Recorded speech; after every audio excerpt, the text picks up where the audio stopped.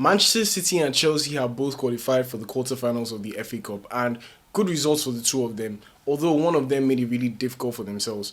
On one hand, Manchester City were so good today in terms of how they came back from behind and got a 3-1 win. It was never looking like it was ever going to be in doubt for Manchester City, so good win for them, on to the next one. But Chelsea, I don't know how Chelsea made it so difficult for themselves.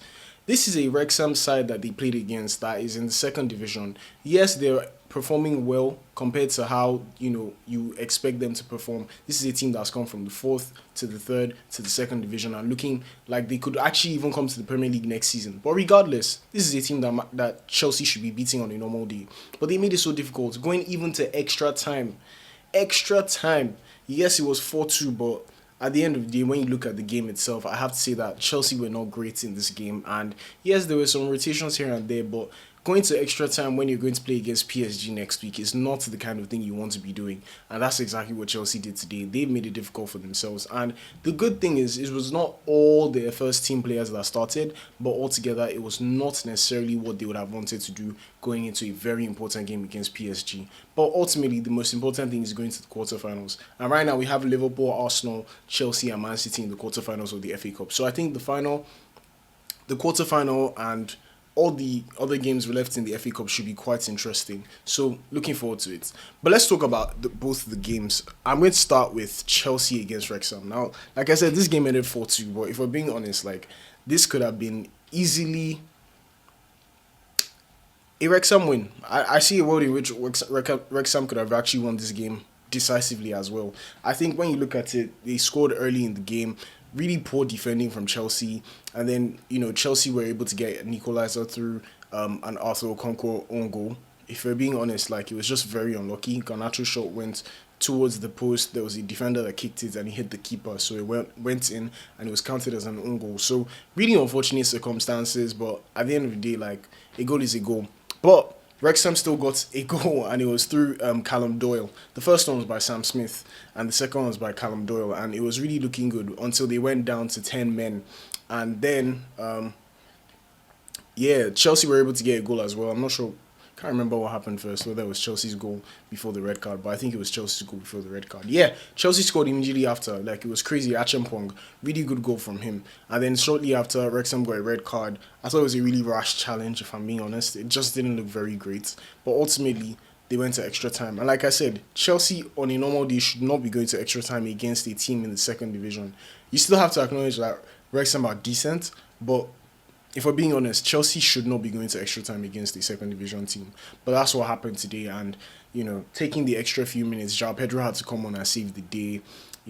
Ultimately, even Garnacho scored as well. So these are players that you probably want to rest before playing against PSG, because PSG can be really tough. They're literally the European champions, although Chelsea beat them for the Club World Cup. So this is a team that, they can say that they're not supposed to be completely afraid of, but PSG are still a respectable side, and I think this is going to be an intense game because both teams are not doing as well as you want them to do or you expect them to do.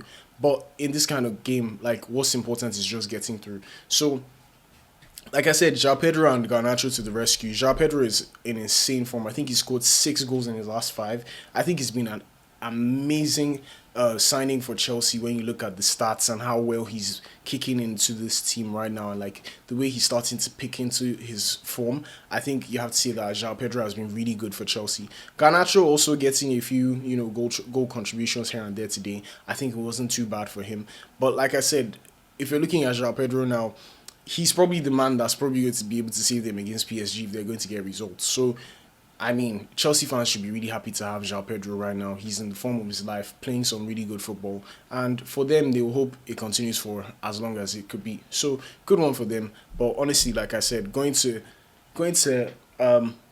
this game with having not, played just 90 minutes, going all the way to extra time. These are the little things. And the fact that PSG played the day before on Friday, that also doesn't help their case in this one. And Chelsea just played 120 minutes. But I don't know how much of a factor is going to be against PSG. I think their game, is on Wednesday. So at least they have another 3 or 4 days to get prepared. But ultimately, it's just not the kind of situation you want to find yourselves in. So disappointing from them.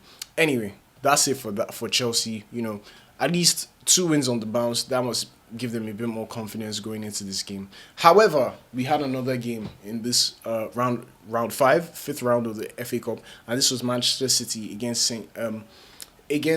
Newcastle. Now, like I said, Newcastle and Manchester City right now, they've been playing a lot, and I mean, Man City always have the upper hand, really. Like in the Carabao Cup, they played each other in the semi-finals, and City won both home and away. And in this one, I was thinking to myself, like, yeah, this is probably going to be another City win. They'll probably be disappointed with 2-2 draw against Nottingham Forest over the week, which is a big blow for their title challenge. I still think that based on that result, they may not be winning the league again.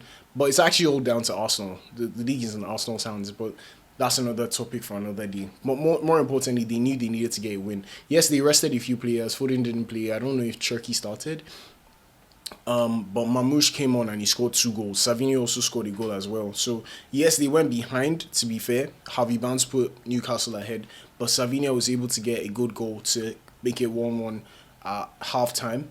And then, Marmoush came and finished the game off in the second half with 2 brilliant goals. So, the first goal, to be fair, was not great, but the second one was a brilliant strike. Like, Marmoush on his day can be a really, really good footballer. Like, we already know what he was doing when he was at Frankfurt. So, I think he's a proper baller on a normal day. So, good win for them, honestly. And, like I said, at the end of the day now, this is the Champions League week that's approaching. And Man City are facing a Real Madrid side, the best team that's ever played in the Champions League, in my opinion. I mean, 15 titles is big stuff. I hate to say it because I'm a Barcelona fan as well, but it's what it is. You have to give credit where it's due. So good.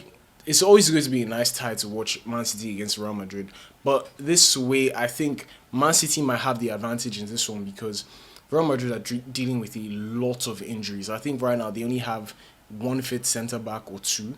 I think in their last game they had to play with Rudiger and bring someone from the academy. Don't quote me on that one, but I think Madrid are dealing with a lot of injuries. Mbappe is out, Bellingham is out. It's just not looking great for them in terms of fitness and who's available. But ultimately, like, you have to face who's in front of you. So if Man City can take advantage of that, that'll be good for them. And you never know, you can never actually count Real Madrid out of a Champions League tie. Like, Real Madrid are a team that will obviously still go and try and win a game. So it should be really fun to see, and let's see how this one goes. But that's it for this one. I really appreciate you if you stayed this long. I really, really do appreciate you. Please make sure you like, share with a friend, subscribe. Let me know what you think in the comments. Like, let me know if you think the presentation can be better. Let me know what you think about Chelsea. Let me know what you think about Man City. Let me know what you think about Wrexham as well.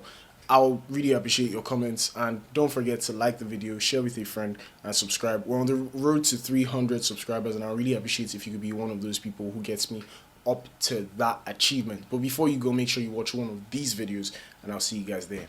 Cheers.